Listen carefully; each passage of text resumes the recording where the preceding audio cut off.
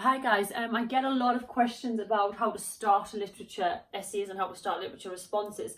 This will be generic because obviously depending on the work that you're studying, I do think there's different ways we can begin, but this is one of my grade 9 tips, which is how to take the given question to the wider works. Things like an inspector calls that have a really solid and a really clear political and moral background. I think the introduction pretty much can be lifted across. Again, it's on my Instagram page at Stacey Ray. If you've got any questions for me after you've watched this video or any of my other info at staceyray.co.uk, and if you sign up to the website, it's www.staceyray.co.uk. So starting a literature essay.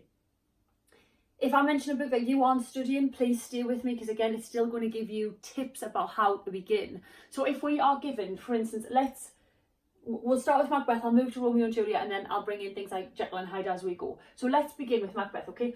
Now, if you are given a theme question, okay? So for instance, if you are given a question about guilt, right? I'm just making it up, obviously. So let's imagine that you open your exam paper and they ask you about the theme of guilt in Macbeth and how it is portrayed. Now, to me, okay, it's an absolute no-no, okay? No, don't do it. To reword the question. Shakespeare presents guilt. Well, guilt is important, all right? Oh, I am going to tell you. Because what you're doing is, to me, just wasting time. You're reiterating the question to us and you're not actually giving away any of your knowledge. Now, the only way and the only time I would say you should do that is if you are in mass panic or you are stressed in the exam and you just need to start. What we want to do, guys, is we want to take the given theme or the given character to the wider works, to the work as a whole, okay? And avoid this narrow-minded response. We also, guys, want to write in the passive voice. Why? Because it's academic, all right? Not, I think that Macbeth, okay? I don't want to be offensive there, but to a certain extent, and I was told this one when I was at school studying Shakespeare, no one cares really what you think. So if you write in the passive voice, it comes across as more academic, all right?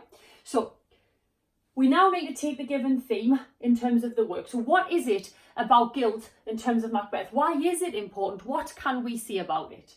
Now, one of my tips, guys, is to start, not always, just sometimes, with a definition. So what does guilt mean? Well, actually, guilt means that you have committed some sort of wrongdoing and therefore it is bearing on your conscience and mentally you are suffering with whatever it is that you have committed. Now, obviously what we can do there from that definition of the theme is then take it to Macbeth and Lady Macbeth. Because obviously they are both going to suffer from guilt in very different ways, her so much so that she will die. Now, again, if you are looking for 9 and you have studied these works and you know, then something like guilt in Macbeth takes you back to the Bible, because after Eve has taken the apple and eaten the apple, when she's forbidden, she has this awful pain in the pit of her stomach and it is guilt. So bring in that biblical link, right? This is just one example, and all of a sudden your opening sends that message to the examiner immediately that they should be looking in the top bands because your response is that good, is that elevated, all right? So tip 1, a definition of the given theme. What does it mean? And why is that applicable and important to the work that you are reading, the work that you are studying? Okay, now, let's imagine for those people that aren't studying Macbeth, let's go across to Romeo and Juliet, all right? And we've got, obviously, lots of things in there, but let's do death, okay? So this is death in Romeo and Juliet. Now, so tip 1 was an explanation of the given theme, what it means, a definition. Tip 2 is this. Why is it that this is a prominent theme? And that's what we're going to start with.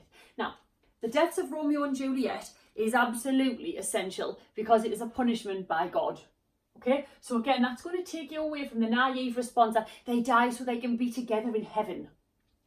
All right, they die because of the feud. Yes, they do, but take it to the level of a 7 through 9. Now, actually, yes, their deaths are inevitable. It's foreshadowed in the prologue, and fate has something to do with that. But what we want to do here, guys, is why is this important? Well, actually, their deaths are a punishment from God because of their blasphemous behaviour. So therefore, they are punished by a divine power. Again, you start putting that in your opening, you are laughing. There is an opening on my Instagram page at Stacey Ray for Death in Romeo and Juliet.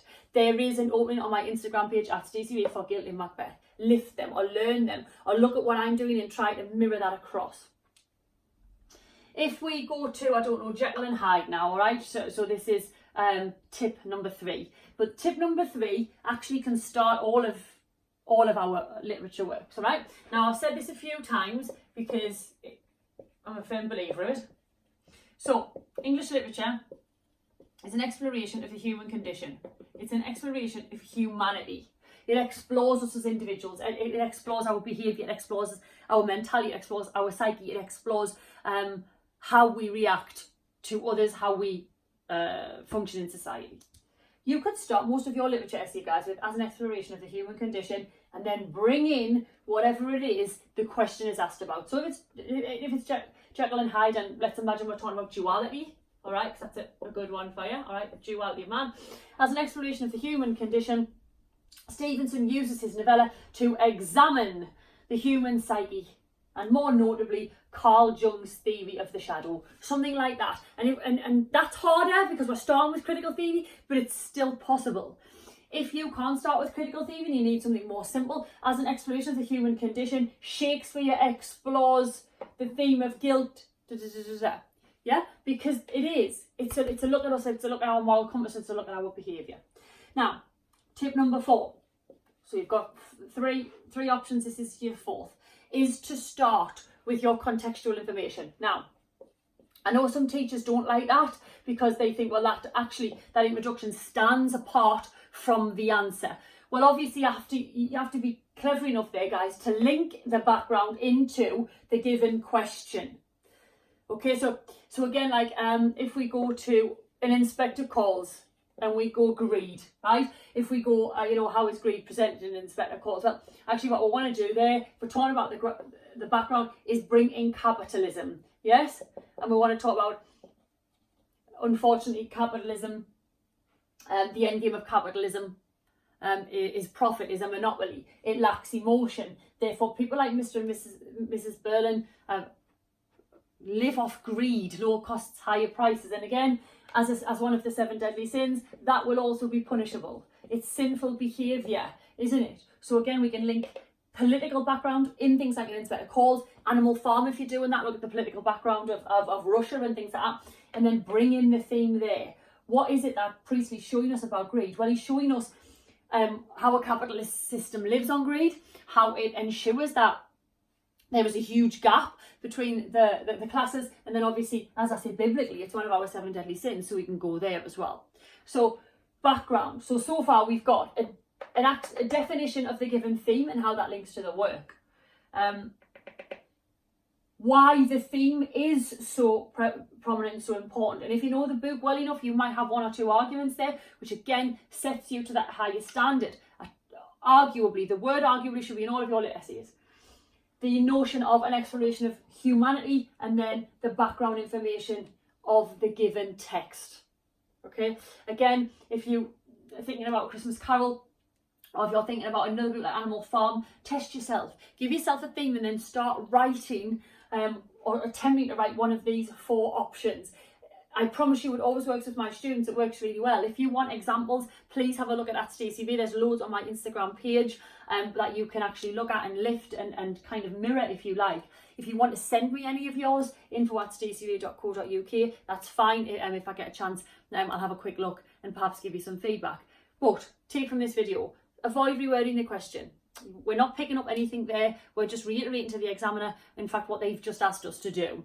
Okay, so what can you do with the given theme or the given character? And why is that essential to the wider works? And why or how does that explore humanity and morality? Okay, guys, I hope this was useful. Massive good luck in your exams.